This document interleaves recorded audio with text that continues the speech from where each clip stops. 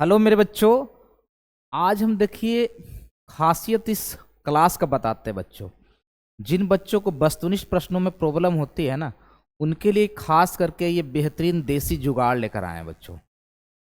पहला टॉपिक हमने पढ़ाया था बच्चों को अच्छा लगा होगा, है ना। ये दूसरा क्लास है मेरे बच्चों। आइए देखिए इसमें कितने बेहतरीन बेहतरीन टिप्स को देखते हैं। ठीक है, चलिए यहां से शुरुआत करते बच्चों। एक बार क्लास को एक बार लाइक और शेयर कर देने का बाबू।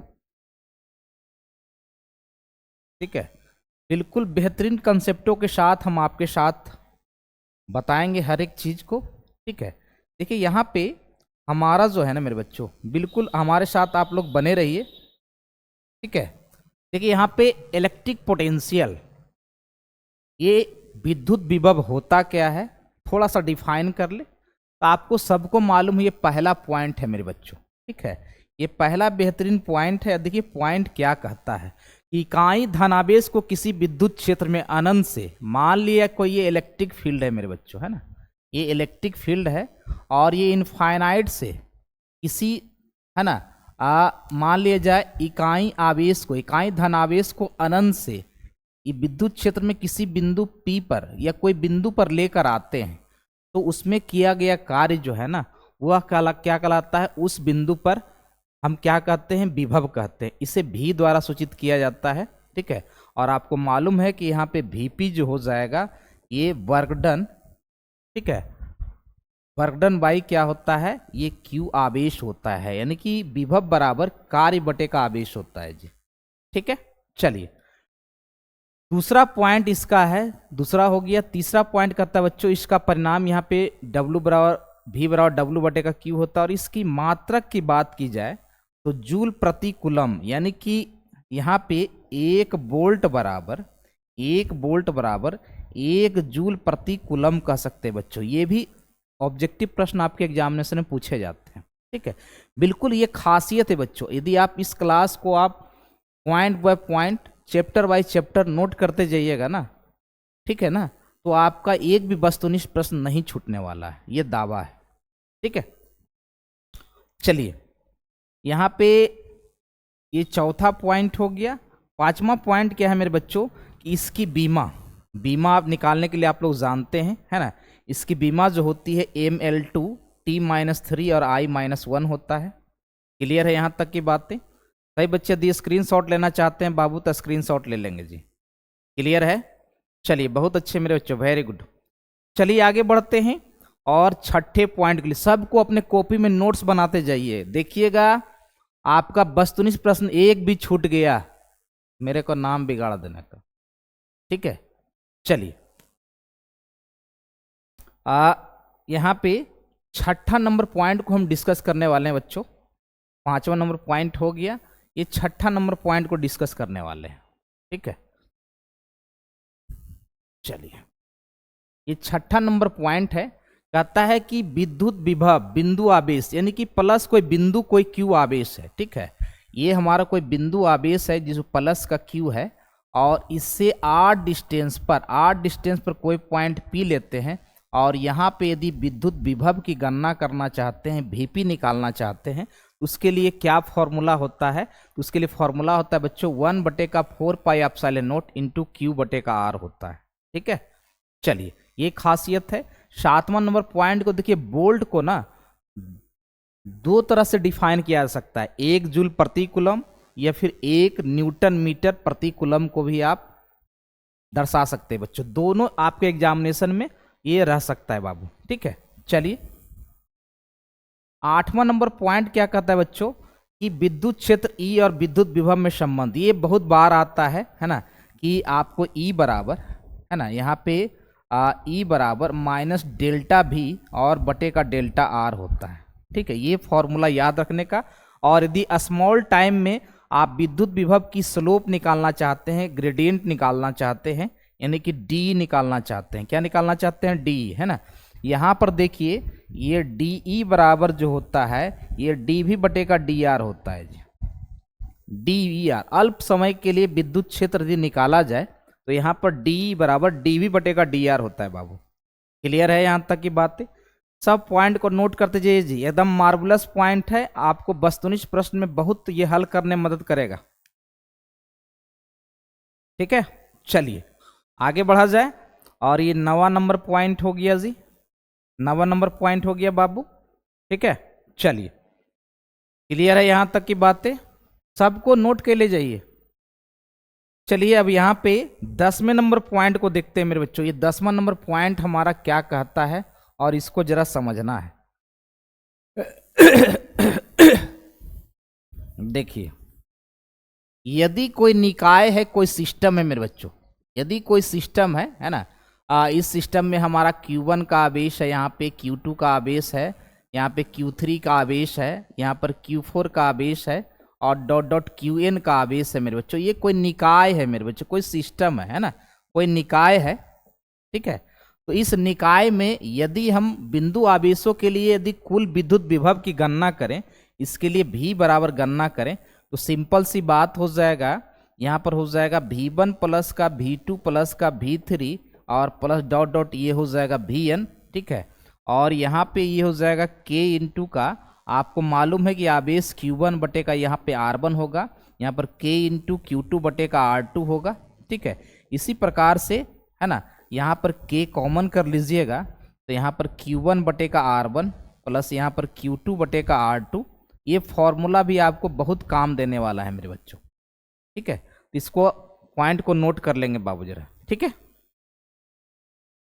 ये सब वस्तुनिष्ठ प्रश्नों के लिए स्पेशल हम आपके लिए लेकर आए हैं बच्चों। ठीक है, क्लास अच्छा लगे तो लाइक और शेयर जरूर कीजिएगा जी। ओके, चलिए बहुत अच्छे, दैट्स ग्रेट बाबू। चलिए 10वां नंबर पॉइंट हो गया। चलिए अब हम आते हैं किसी, है ना, electric potential due to conducting sphere, माने कि चालक गोले के कारण विभव क्या होता है ना, वो हम आपको डिस्कस करने वाले हैं। ठीक है जी, चलिए बहुत अच्छे। यहाँ पर देखिए, है ना, आपको मालूम है यहाँ पे कि कोई कंडक्टिंग होगा, चालक होगा, मान लीजिए गोला है मेरे बच्चों, और जिसका रेडियस यहाँ पे कैपिटल का R रखे हैं। ठीक है, और गोले पे आवेश, यहाँ पे गोले पे आवेश जो है ना, ये गोले पे आवेश जो है आपको मालूम है। ठीक है, तो ये पर यहाँ पे प्लस का Q रखे हैं। ठीक है, तो देखिए सिंपल सी बात है कि यदि हमारा क्या है ना, कि ये कोई गोला है, ठीक है, और इस पे हमारा प्लस का Q आवेश दिया गया है। ठीक है, इस पर हमारा प्लस का Q आवेश दिया गया है। इस गोले के सेंटर से यदि R डिस्टेंस पर, है ना, इस गोले के सेंटर से R डिस्टेंस पर कोई पॉइंट P लेते हैं और यहाँ पे विद्युत विभव की गणना करते हैं, तो सिंपल सी बात है, यहाँ पे ये क्या हो जाएगा, K और Q और बटे का ये R हो जाएगा। और यहाँ पर जो है ना, ये R जो है त्रिज्या है, यानी कि ये डिस्टेंस जो होगा, ये R जो होगा ना, ये गोला के त्रिज्या से ये ग्रेटर होगा जी, यदि बाहर की स्थिति होगी तो। ठीक है, क्लियर है यहाँ तक की बातें। ठीक है, अब देखिए यहाँ पे इस बात को समझना है, क्या समझना है कि, है ना, ये गोला है, गोला में यहाँ पे जब भी हम यहाँ पे यदि हम सतत वितरण करेंगे आवेश का, तो इसके पृष्ठ पर, इसके सतह पर फैल जाएगा, है ना। तो यहाँ पे एक पॉइंट आता है जिसको बोलते हैं विद्युत, है ना, जिसको सिग्मा बोलते हैं, जो आवेश बटे का क्षेत्रफल होता है जी। तो यहाँ पर ये Q बटे का एरिया, गोला है तो एरिया हो जाएगा 4 पाई R का स्क्वायर। ठीक है, और यहाँ पे आप आराम से डिस्कस कर सकते हैं मेरे बच्चों, यहाँ पर देखिए किया है ना, यहाँ पे आराम से करते हैं कि यहाँ पे Vp जो होगा ना, ये तो आप जानते हैं कि ये 1 बटे का 4 पाई एप्सिलॉन नॉट होता है। और आवेश की बात करें यहाँ पे, तो Q बराबर सिग्मा इंटू का ये, यहाँ पर यदि आवेश Q बराबर निकालेंगे तो ये हो जाएगा हमारा सिग्मा और इंटू का 4 पाई R स्क्वायर, है ना। और यहाँ पे फॉर्मूला आपका बन जाएगा ये सिग्मा इंटू का 4 पाई R स्क्वायर। ठीक है, और बटे का ये सॉरी रेडियस है ना, तो 4 पाई R स्क्वायर, ये कैपिटल R स्क्वायर होगा, और यहाँ पे रेडियस हो जाएगा स्मॉल r। तो यहाँ पर देखिए 4 पाई और 4 पाई कट जाएगा, और यहाँ पर याद रखिएगा कि विद्युत विभव जो होगा ये सिग्मा बटे का एप्सिलॉन नोट, सिग्मा बटे का एप्सिलॉन नोट, और यहाँ पे गोले का त्रिज्या का वर्ग और बता दूरी, ठीक है, ये पॉइंट को अभी नोट कर लीजिएगा मेरे बच्चों, ठीक है। जल्दी से नोट कर लेंगे जी, किन्हीं बच्चों को कोई परेशानी होगा समझने में तो ज़रा बताइएगा। क्लियर है? चलिए, ये स्थिति कब थी? जब हमारा बिंदु जो था, जिस बिंदु पर हमको विद्युत विभव निकालना था, वो गोले के बाहर स्थित था, यानी कि स्मॉल आर ग्रेटर था गोले की त्रिज्या से, ठीक है। चलिए, ये 10वां नंबर पॉइंट हो गया। 11वां नंबर, अच्छा सॉरी, ये इसका यहाँ पे है ना, इसको नोट कर लीजिए, ठीक है। चलिए आगे बढ़ा जाए, आगे बढ़ा जाए मेरे बच्चों, और नेक्स्ट पॉइंट को डिस्कस करने वाले हैं कि बिंदु यदि सतह पर हो, गोले के सतह पर हो, ठीक है। नेक्स्ट पॉइंट ये है ना कि मान लिया जाए ये हमारा कोई गोला है बाबू, ये गोला है और पॉइंट P जो है ना इस गोले के सतह पर है, यानी इसके सेंटर से ये हमारा R जो है ना ये कैपिटल R के बराबर हो जाए।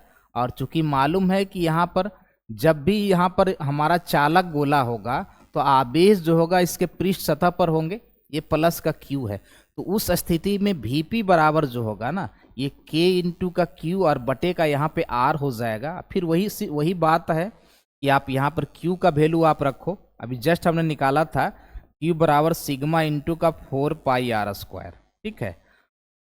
आवेश घनत्व, पृष्ठ आवेश घनत्व गुने क्षेत्रफल, और बटे का यहाँ पे R कर दोगे और K का मान यहाँ पे रखिएगा 1 बटे का 4 पाई एप्सिलॉन नोट, और ये सिग्मा इंटू का 4 पाई R स्क्वायर और बटे का यहाँ पे R।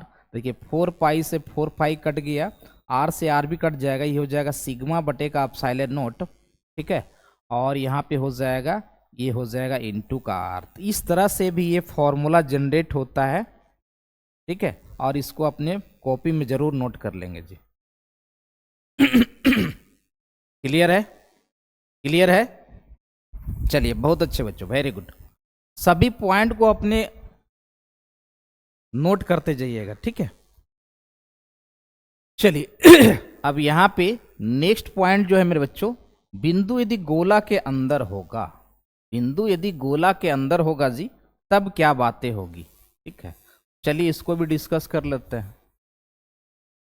यहाँ पे क्या कहता है कि यदि हमारा ये कोई गोला है मेरे बच्चों, ठीक है, और पॉइंट P जो है ना इस गोले के अंदर है, यहाँ पर इसका सेंटर है और ये हमारा रेडियस R है, ठीक है। तो जान लीजिए कि यहाँ पर यदि हम आवेश देते हैं, ये हमारा चालक गोला है जी। ये कौन सा गोला है? चालक गोला है मेरे बच्चों। कौन सा गोला है? चालक गोला। तो चालक गोला में आवेश जो होता है ना, जब भी आवेश को देते हैं तो इसके पृष्ठ पर, बाहरी पृष्ठ पर फैला होता है, इसके अंदर आवेश नहीं होता है ना। यानी कहने का मतलब कि इसके अंदर हम बात करें तो सबसे पहले आवेश ही शून्य हो जाएगा, इसके अंदर आवेश ही शून्य हो जाएगा, तो इलेक्ट्रिक फील्ड भी शून्य होगा। इसका मतलब यहाँ पर एक चीज याद रखिएगा, ठीक है, कि ये दोनों शून्य होगा, लेकिन Vp विभव जो होगा ना वह नियत होगा। विभव जो होगा वह नियत होगा मेरे बच्चों, फिक्स होगा, और वह क्या हो जाएगा, यहाँ हो जाएगा KQ बटे का कैपिटल R। इसको याद रखिएगा, ठीक है। क्लियर है ना। ऐसे आप फॉर्मूला पढ़े होंगे, एक चीज आप यहाँ पर एक फॉर्मूला भी जस्ट पढ़े थे आप कि यहाँ पे DE बराबर जो होता है DV बटे का DX होता है जी, ठीक है। तो किसी का अवकलन यहाँ पर, ठीक है, क्लियर है। और यहाँ पे यदि DV बराबर हम निकालें, ठीक है, तो यहाँ पर क्या हो जाएगा, एक सेकेंड, E बराबर होता है, E बराबर DV बटे का DX होता है, तो ये हो जाएगा E डॉट DX। यदि हमारा इलेक्ट्रिक फील्ड 0 है और किसी का अवकलन 0 होता है, इसका मतलब ये V जो होगा यह नियत होगा जी।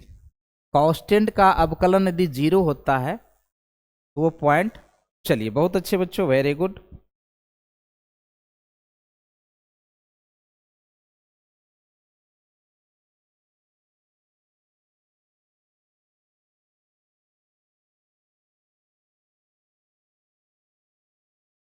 ओके, चलिए अब यहाँ पे नेक्स्ट पॉइंट डिस्कस करने वाले हैं कि आवेशित electric potential due to charge या नॉन कंडक्टिंग स्फीयर।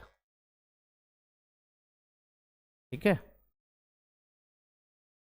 हर पॉइंट को देखते जाइए बाबू, एकदम बोर्ड एग्जाम के लिए सब पॉइंट जो यदि आप पढ़े से पढ़े हैं तो ये सब पॉइंट को आप समझ सकते हो जी।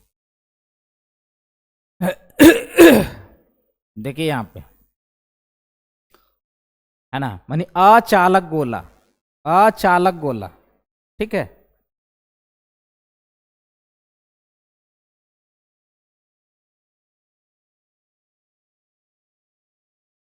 ओके, चलिए यहां पर ये बात अचालक गोला है मेरे बच्चों, ठीक है। तो अचालक गोला है, ये कोई अचालक गोला है बाबू, ठीक है। तो आपको मालूम है कि अचालक गोला में आवेश देने पर जहां आवेश देते हैं ना, आवेश वहीं रह जाता है, ठीक है। ये आवेश जहां देते हैं, आवेश क्या है ना, वहीं रह जाता है। तो मान लिया यहाँ के अंदर का आवेश हमारा क्या है ना, ये क्यू है मेरे बच्चों। तो बाहर जो स्थिति होगी, बाहर पहले वाला ही कंडीशन होगा मेरे बच्चों। यदि बिंदु, ये कोई अचालक गोला है और इसके यहाँ पॉइंट पी है और इसका सेंटर ओ है, यहाँ से ये आर डिस्टेंस पे है, तो यहाँ पर वीपी यदि निकाले, यहाँ पर पी बिंदु पर विभव निकालेंगे, ये सिंपल वही फॉर्मूला होगा, के क्यू बटे का आर ही होगा, ठीक है। और गोले की सतह पर यदि पॉइंट हमारा जो है, कोई पॉइंट यदि हम लेते हैं मेरे बच्चों, यहाँ पर ध्यान रखिएगा कि कोई पॉइंट यदि हमारा क्यू सतह पर ले लेते हैं, ठीक है, तो इस स्थिति में यहाँ पर भी क्यू जो होगा, ये हमारा के क्यू बटे का कैपिटल आर के बराबर होता है। ये दोनों स्थिति में बाहर और सतह पर, वो जब भी चालक गोला हो या अचालक गोला हो, ठीक है, हमारा जो है ये विद्युत विभव जो होता है वो समान होता है, ठीक है। लेकिन कंडीशन कब गड़बड़ हो जाती है, ये हम आपको अभी जस्ट बताने वाले हैं, ठीक है। कि यदि बिंदु हमारा जो है ना गोले के अंदर स्थित हो, तब उस स्थिति में हमारा क्या होगा, देखिए।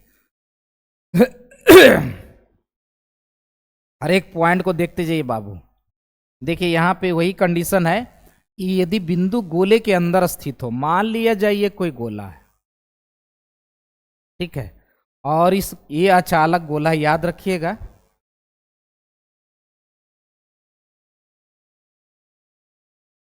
ये अचालक गोला है। ठीक है। और यहाँ पे आवेश हम देते हैं, वो क्या होता है, जहां आवेश देते हैं वहीं पे आवेश स्थित हो जाता है, सबको मालूम है। और कोई पॉइंट जो है ना, हम यहाँ पर पी लेते हैं, यहाँ पर सेंटर ओ है और ये डिस्टेंस आर है। तो उस स्थिति में वीपी बराबर जो होगा ना, ये यहाँ पे ये आपको अंतर आ जाएगा कब, जब जब ठोस चालक गोला होगा उसके बनिस्पत, चूंकि उस स्थिति में आप पूरा सरफेस पे निकालिए तो क्या आता है, वो सेम होता है, ठीक है। उस स्थिति में आपको याद रखना होगा ये वाला फॉर्मूला। यहाँ पर देखिए क्या होता है, ये होता है के, है ना, के इंटू का 3r² और माइनस का ये r² बटे का ये होता है 2r का क्यूब, ठीक है। ये फॉर्मूला आपको याद रखना होगा, ठीक है। ये फॉर्मूला आपको याद रखना होगा जी।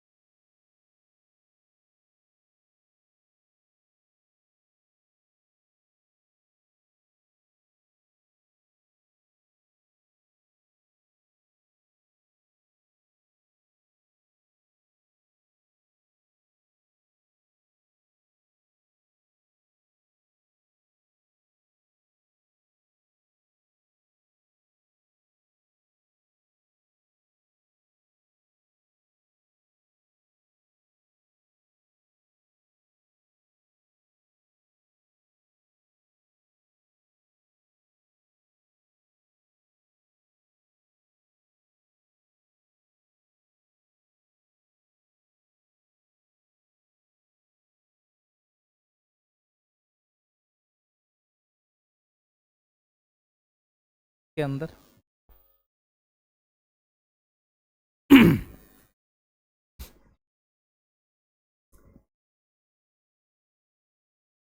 चलिए ठीक है। अब देखिए सब मेन मेन पॉइंट आपको बता रहे हैं मेरे बच्चों, ठीक है। सब पॉइंट को अपने कॉपी में नोट करते जाइएगा, क्योंकि देखिए जब तक आपको पॉइंट कॉपी नहीं बना होगा ना तो वस्तुनिष्ठ प्रश्न में आपको बहुत प्रॉब्लम होने वाली है। ऐसे तो ऑब्जेक्टिव का क्लास हम अलग से देते ही हैं, लेकिन ये सब पॉइंट को अपने कॉपी में जरूर लिखिए, ठीक है। चलिए कुछ बातें जो है ना वो हम संधारित्र यानी कि कैपेसिटेंस पर लेके आए हैं। कैपेसिटर का धारिता यानी कैपेसिटेंस के बारे में बात करना चाहते हैं। देखिए इसमें पहला पॉइंट क्या कहता है कि चालक एक पदार्थ है जिसके द्वारा आवेश स्वतंत्र रूप से गतिशील रहता है, ठीक है। कोई भी चालक होता है, आपको मालूम है कि कोई भी चालक हो, है ना। आप लोग विद्युत धारा में पढ़े होंगे या पढ़िएगा कि इलेक्ट्रॉन जो होता है ना वो फ्रीली मूव करता है जी, वो फ्रीली मूव करता है, आपको सबको मालूम है। तो यहाँ पे वही बात कहता है कि एक चालक पदार्थ जिसके द्वारा आवेश स्वतंत्र रूप से गतिशील रहता है, लेकिन यदि कुचालक पदार्थ हो, ठीक है, तो कुचालक पदार्थ में क्या होता है, विद्युत धारा का प्रवाह जो होता है ना वो नहीं होता है। यानी कि चालक पदार्थ में इलेक्ट्रॉन फ्री होता है, जिसके कारण यदि इसको आप वायर से जोड़िएगा, बैटरी जोड़िएगा तो करंट प्रवाहित होना शुरू हो जाता है। लेकिन यदि हमारा कोई अचालक या कुचालक गोला होता है तो उसमें इलेक्ट्रॉन का मूवमेंट नहीं होता है ना। उसमें आप बैटरी से जोड़िए तो भी इसमें करंट फ्लो नहीं होता है, ठीक है। चलिए नेक्स्ट बातें, सब पॉइंट को नोट करते जाइए बच्चा, ये सब एग्जामिनेशन में प्रश्न पूछे जाते हैं जी। नेक्स्ट पॉइंट क्या है कि परावैद्युतांक, है ना। ये बहुत मार्वलस पॉइंट है बच्चों कि परावैद्युतांक यानी कि के का मान जो होता है वो हमेशा 1 से बड़ा होता है। परावैद्युतांक पढ़े होंगे, विद्युतशीलता, आजकल उसको विद्युतशीलता के नाम से जानते हैं, ठीक है। तो वो जो है ना उसका वैल्यू जो होता है 1 से बड़ा होता है जी। नेक्स्ट पॉइंट क्या कहता है कि परावैद्युत माध्यम का विद्युत प्रवृत्ति हमेशा धनात्मक होता है। चलिए ठीक है, ये क्वेश्चन बहुत बार बार पूछा गया है कि पानी का परावैद्युतांक कितना होता है जल का, तो आप लोग को याद रखना है कि 80 होता है। क्या होता है, 80 होता है। नेक्स्ट पॉइंट क्या कहता है कि जब परावैद्युत को विद्युत क्षेत्र में रखा जाता है तब ध्रुवण की क्रिया परावैद्युत में होती है। चलिए ये भी ठीक है। चलिए next very very important point कि संधारित्र क्या है, कैपेसिटर क्या है जी। कैपेसिटर क्या है मेरे बच्चों ठीक है। तो कहता है कि संधारित्र एक यंत्र है जो आवेश को संग्रह करती है। आप लोग कंडेंसर देखे होंगे पंखे में, वो क्या करता है, आवेश को वो संचित करता है। यदि आप लाइन को कट कर दो, उसके बाद देखिएगा ना कि आप कंडेंसर को हाथ लगाइएगा तो वो करंट मारेगा, यानी कि वो आवेश को संचित करने वाला एक यंत्र होता है जिसको हम कैपेसिटर बोलते हैं बच्चों, ठीक है। चलिए बहुत वेरी वेरी इंपॉर्टेंट पॉइंट है। और किसी संधारित्र की धारिता जो होती है ना, आप लोग को मालूम है कि हमारा कोई भी कैपेसिटर हो, है ना, गोलाकार या कोई भी हो, तो यहाँ पे आवेश जो होता है ना वो क्या होता है, विभव का समानुपाती होता है। और इस प्रोपोर्शनलिटी को हटाने के लिए कांस्टेंट लगाते हैं जिसको हम C बोलते हैं, और यही हमारा क्या होता है, कैपेसिटर की कैपेसिटेंस यानी संधारित्र की धारिता होता है मेरे बच्चों, ठीक है। चलिए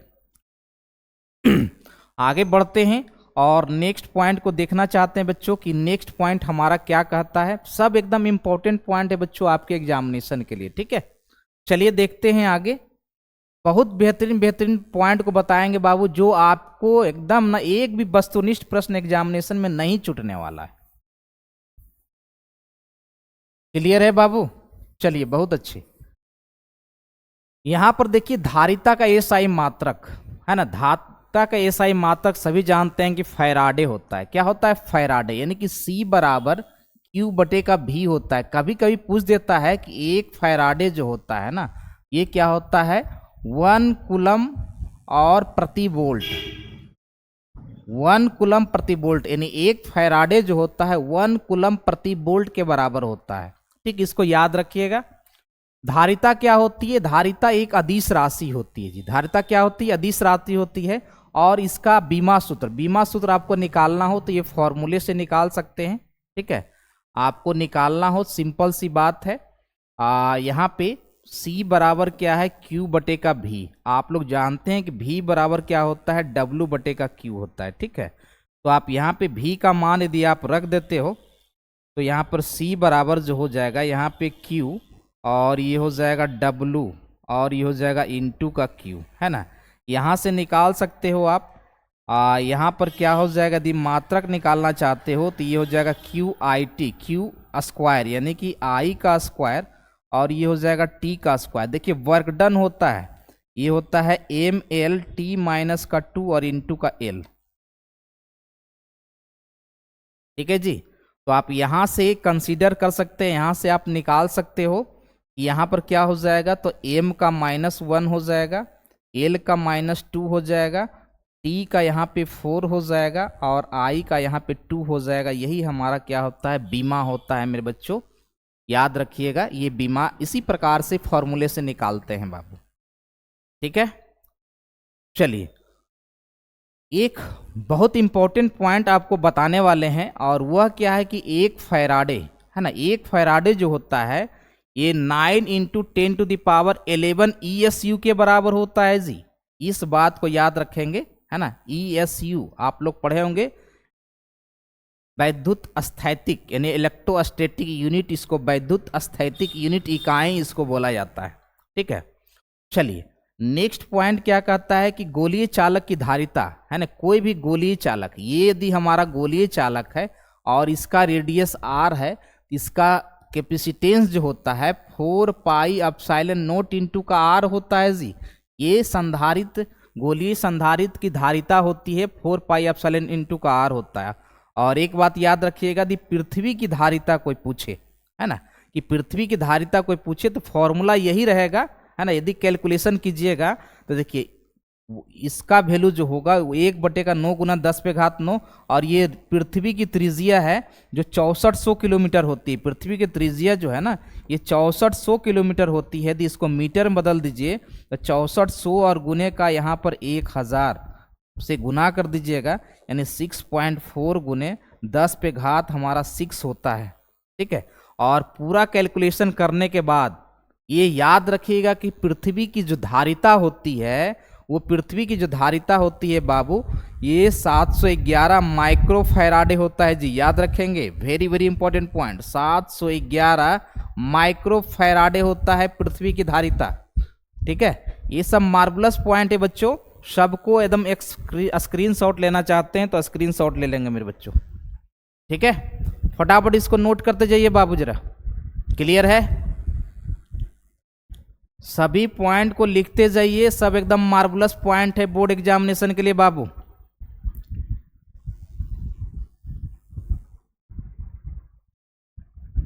ओके हो गया स्क्रीनशॉट।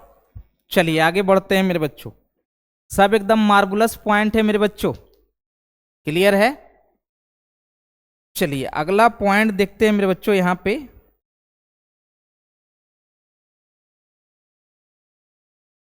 ठीक है, ये शेयरिंग ऑफ चार्ज, ये शेयरिंग ऑफ चार्ज क्या होता है ये भी थोड़ा सा आपको मैं बता दूं। यहां पे आवेश की हिस्सेदारी, ठीक है। चलिए देखा जाए, यहां पे कहता है आवेश का पुनर्वितरण। आवेश का पुनर्वितरण किस प्रकार से होता है, तो कहता है जब दो आवेशी चालक को, मान लिया जाए ये आवेशी चालक एक है और ये आवेशी चालक दूसरा है, ये पहला है और ये दूसरा है, ठीक है। कहता है तार से जोड़ा जाता है जब संकाय का विभव अस्थिर हो, है ना। आपको मालूम है कि यदि इसको तार से जोड़ते हैं तो यहाँ पर जब तक आवेश बराबर नहीं होगा तब तक आवेश का प्रवाह होते रहेगा। तो यहाँ पर भी सेम आवेश होगा, यहाँ भी आवेश सेम होगा और यहाँ भी आवेश सेम होगा। इसका मतलब यहाँ पे विभव की बात करेंगे ना, तो विभव जो होगा नियत हो जाएगा, कांस्टेंट हो जाएगा जी, है ना। विभव क्या हो जाएगा, नियत हो जाएगा। तो कहता है यदि C1 हमारा जो है ना, इसकी धारिता हमारा C1 है और इसकी धारिता हमारा C2 है, ठीक है। तो कहता है कि और दोनों का पोटेंशियल की बात करें कि इसका पोटेंशियल यदि V1 है विभव और इसका विभव V2 है, तो आवेश का हिस्सेदारी जो होगा वह क्या हो जाएगा, धारिता के समानुपाती होगा। ठीक है, तो सिंपल सी बात है, यहाँ पर देख लीजिए ना कि यदि आप V1 बराबर का V2 कर दोगे, ठीक है, और Q बराबर हम जानते हैं कि C इंटू का V होता है, फॉर्मूला भी जस्ट पढ़े हैं, Q बराबर C इंटू का V होता है, यानी यहाँ पर V बराबर निकालेंगे तो ये Q बटे का C, आवेश बटे का यहाँ पर C हो जाएगा, यानी कि यहाँ पर हो जाएगा Q1 बटे का C1 और ये हो जाएगा Q2 बटे का हो जाएगा C2, और यानी कि यहाँ पे हम लिख सकते हैं Q1 बटे का Q2 और बराबर का C1 बटे का क्या हो जाएगा, C2 हो जाएगा। ठीक है, यानी कि यहाँ पर आवेश का जो हिस्सेदारी जो होगा ना, हम कह सकते हैं, है ना, कि आवेश जो होगा, ये आवेश का हिस्सेदारी जो होगा एक कैपेसिटेंस के समानुपाती होगा। ठीक है, इस पॉइंट को आप नोट कर सकते हैं मेरे बच्चों। क्लियर है? चलिए, अब यहाँ पे कहता है कि यदि हम उभयनिष्ठ यानी कि कॉमन विभव निकाले, है ना, दोनों का शेयरिंग का विभव निकाले, ठीक है, तो देखिए शेयरिंग का विभव जो होगा यहाँ पे ये हो जाएगा हमारा C1 V1 प्लस का C2 V2 और बटे का यहाँ पर हो जाएगा C1 प्लस का C2। ये सब फॉर्मूले को याद रखेंगे, है ना। यदि ऊर्जा का ह्रास हमको देखना हो, ऊर्जा का ह्रास जो होगा C1 इंटू का C2 और 2 इंटू का C1 प्लस का C2 V1 माइनस V2 का ये होल स्क्वायर होगा जी। ये सब आपका VVI पॉइंट है फॉर एन एग्जामिनेशन। एग्जामिनेशन के लिए एकदम बोर्ड एग्जाम में गर्दा उड़ा दीजिएगा जी। ठीक है, तो सभी को स्क्रीनशॉट ले लीजिए, फिर हम आगे बढ़ेंगे। क्लियर है? ओके बाबू, है ना। सभी पॉइंट को एकदम मार्बुलस पॉइंट है मेरे बच्चों, सभी को नोट करते जाइएगा आप लोग। ये सब एग्जामिनेशन में बहुत काम देने वाला है जी। चलिए आगे बढ़ा जाए, फटाफट स्क्रीनशॉट ले लेंगे बाबू जरा। ठीक है, चलिए अब देखिए यहाँ पे कैपेसिटेंस का संयोजन के बारे में थोड़ा सा जानते हैं। ठीक है, कैपेसिटेंस का संयोजन हम करेंगे तो किस प्रकार से कैसे कैसे, आप लोग तो पढ़े होंगे ही, लेकिन थोड़ी सी बातें आपको मैं बता दूं। देखिए यहाँ पे कैपेसिटेंस को यदि हम श्रेणी क्रम में जोड़ते हैं, मान लिया दो ही इसी को हम श्रेणी क्रम में जोड़ते हैं, ये हमारा C1 है और यहाँ पे C2 है, और इसको अलग से एक बैटरी से जोड़ते हैं जिसका यहाँ पर विभव जो है V है। आपको मालूम है कि आवेश हमारा यहाँ से जाएगा, है ना, यानी कि दोनों में आवेश सेम होगा, यहाँ भी आवेश सेम होगा और यहाँ भी आवेश सेम होगा, लेकिन पोटेंशियल विभव इसका V1 हो जाएगा और इसका V2 हो जाएगा। यहाँ पे V बराबर जो होगा V1 प्लस का V2 हो जाएगा। और यदि यहाँ पे एक चीज याद रखना है कि श्रेणी क्रम में हमारा आवेश का वितरण समान होता है। श्रेणी क्रम में यहाँ पे देखिए आवेश जो होगा ना, ये Q जो होगा वह समान होता है दोनों कैपेसिटेंस के लिए, आवेश समान होता है जी श्रेणी क्रम में, इस बात को याद रखना। और फॉर्मूला भी जस्ट हम पढ़े हैं, यहाँ पर ये क्या हो जाएगा Q बटे का C इक्विवेलेंट, और ये हो जाएगा यहाँ पे Q बटे का C1 और ये हो जाएगा Q बटे का C2, और यहाँ से Q काट दिए तो 1 बटे का C इक्विवेलेंट बराबर जो होगा 1 बटे का C1 प्लस का 1 बटे का C2 होता है ना। इस पॉइंट को याद रखिएगा, ये भी बहुत बेहतरीन पॉइंट। ठीक है, चलिए नोट कर लीजिए, आप लोग नोट कर लेंगे मेरे बच्चों। क्लियर है बाबू? चलिए ओके, ठीक है। दूसरा हमारा देखिए यहाँ पे समानांतर क्रम है जी। समानांतर क्रम का मतलब आपको लोग को मालूम होगा कि दोनों इंड जो होगा, पहला इंड पहले सिरे के साथ, दूसरा इंड दूसरे सिरे के साथ, है ना। इस प्रकार का संयोजन जो होता है वह समानांतर क्रम होता है। कौन सा क्रम होता है? समानांतर। देखिए यहाँ से आवेश को वितरण किया जाए Q, है ना, तो यहाँ सॉरी बच्चों, यहाँ से बैटरी यहाँ पे लगाते हैं। ठीक है, यहाँ से आवेश चलेगा तो यहाँ पर यहाँ पे आवेश बढ़ जाएगा जी, है ना। यहाँ पे आवेश इधर Q1 हो गया, इधर आवेश Q2 हो गया, लेकिन पोटेंशियल समान रहेगा इस स्थिति में। यानी कि इस स्थिति में विभव समान होता है। इस स्थिति में विभव क्या होता है? समान होता है जी। सभी बच्चे जानते हैं, नहीं जानते हैं तो नोट कर लीजिए, है ना। यानी कि आवेश हमारा बदल जाता है, आवेश बढ़ जाता है, Q बराबर Q1 प्लस का Q2 हो जाता है, और यहाँ पे सी इक्विवेलेंट विभव हमारा समान होता है, तो यहाँ C1 इंटू का भी और यहाँ पर C2 इंटू का भी हो जाएगा, तो सी इक्विवेलेंट जो हो जाएगा यहाँ पे C1 प्लस का C2 हो जाएगा। यानी कि समानांतर क्रम में यदि इक्विवेलेंट कैपेसिटेंस की धारिता निकालेंगे तो दोनों को जोड़ देंगे। प्रतिरोध का उल्टा होता है बाबू, प्रतिरोध का क्या होता है, उल्टा होता है मेरे बच्चों। क्लियर है?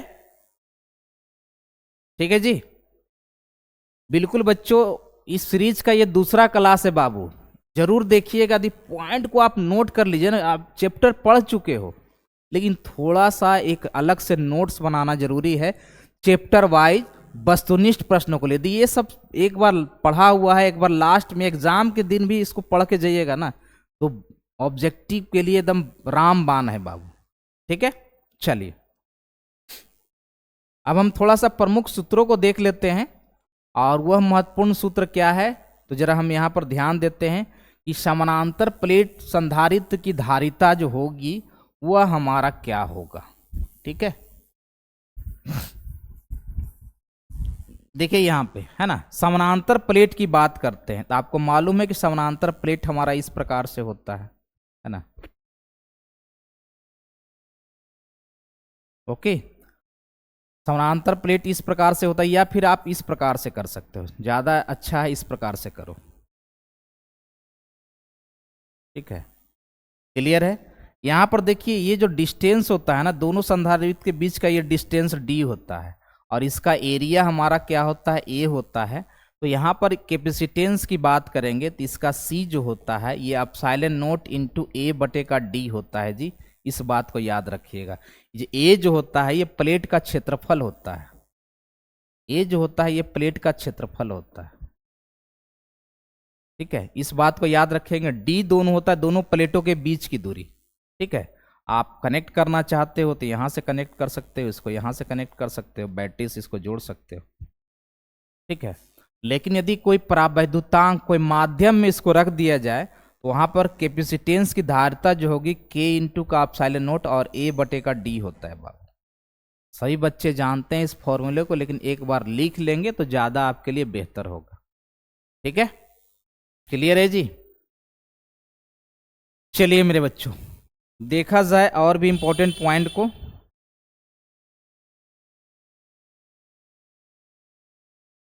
ठीक है, चलिए ये भी पॉइंट आपके लिए काफी मार्वलस पॉइंट है बच्चों, जरा इसको हम समझाने का प्रयास करते हैं। यदि नहीं दिख रहा है तो हम इसको लिख देते हैं। क्या भाई? तो संधारित्र द्वारा संग्रहित ऊर्जा जो होती है, ये फॉर्मूला याद रखने का, E बराबर हाफ इंटू सी का भी स्क्वायर होता है जी।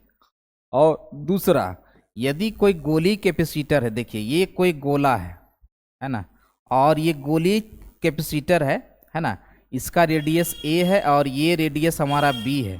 ठीक है, और ये बीच वाला भाग है। ठीक है, तो इसकी धारिता आपको निकालना है, कैपेसिटेंस निकालना है। तो यहाँ फॉर्मूला होता है C बराबर 4 pi epsilon naught into A B, और बटे का यहाँ पर B माइनस ए होता है जी, जहाँ पे B रेडियस ग्रेटर होता है A से बाबू मेरे। क्लियर है? क्लियर पॉइंट है जी? क्लियर पॉइंट है बाबू? ओके, सब एकदम मार्बुलस पॉइंट है जी, सब आपके एग्जामिनेशन के लिए बेहतरीन पॉइंटों में से एक है बाबू। ठीक है, तो बच्चों ये पर डे हम आपके साथ बने रहेंगे। ठीक है, और ये हमारा देसी जुगाड़ का है ना, ये हमारा देसी जुगाड़ का दूसरा क्लास है बाबू। देसी जुगाड़ का ये क्लास नंबर 2 है ना। पर डे हम आपके लिए वस्तुनिष्ठ प्रश्नों पर ये टिप्स लेकर जरूर आएंगे बच्चों। ठीक है, ओके, तो हमारा क्लास अच्छा लगा हो तो हमारे क्लास को एक बार लाइक और शेयर जरूर कर देने का मेरे बच्चों। बहुत अच्छे बच्चों, वेरी गुड बाबू, मिलते हैं नेक्स्ट क्लास में।